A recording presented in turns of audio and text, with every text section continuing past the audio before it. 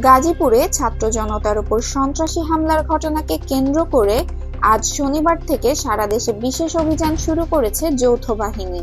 স্বরাষ্ট্র মন্ত্রণালয়ের এক বিজ্ঞপ্তিতে জানানো হয়েছে, এই অভিযানের নাম দেওয়া হয়েছে অপারেশন ডেভিল হান্ট।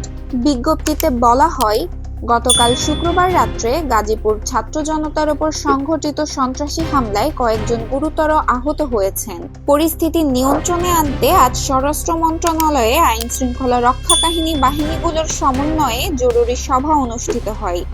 সভায় সিদ্ধান্ত নেওয়া হয়েছে, দেশব্যাপী বিশেষ অভিযান পরিচালনা করা হবে, যাতে দোষীদের চিহ্নিত করে দ্রুত আইনের আওতায় আনা যায়। অপারেশন ডেভিল হান্ট সম্পর্কে বিস্তারিত তথ্য আগামীকাল রবিবার সংবাদ সম্মেলনে জানানো হবে। তবে স্বরাষ্ট্র মন্ত্রণালয় ইতিমধ্যে জানিয়েছে, এই বিশেষ অভিযান দেশের প্রতিটি গুরুত্বপূর্ণ শহর ও অঞ্চল জুড়ে পরিচালিত হবে এবং সন্ত্রাসী গোষ্ঠীগুলোর বিরুদ্ধে কঠোর ব্যবস্থা নেওয়া হবে। সরকারের পক্ষ থেকে জানানো হয়েছে, এই অভিযান দেশের আইন শৃঙ্খলা পরিস্থিতি স্বাভাবিক করতে সহায়তা করবে এবং জনগণের নিরাপত্তা নিশ্চিত করবে।